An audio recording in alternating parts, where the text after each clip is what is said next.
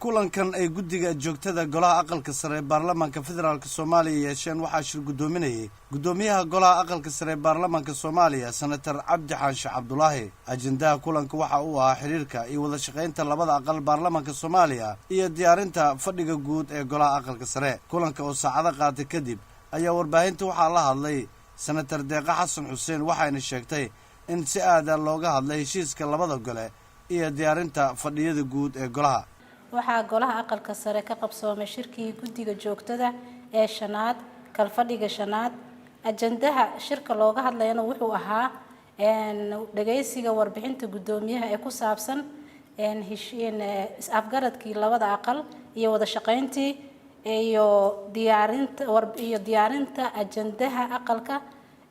waxaana shir gudoominaya gudoomiye Cabdi Xaashi Cabdulaahi wuxuuna kusoo gabagaboobay guul. fadhiyada guddiga joogtada golaha aqalka sare ayaa waxaa lagu diyaariyaa ajendaha guud ee golaha iyo warbixinada ay hayaan guddoonka golaha aqalka sare oo guddiyada soo hordhiga. maxamed nuur maxamed shariifka, warbaahinta qaranka, Muqdisho.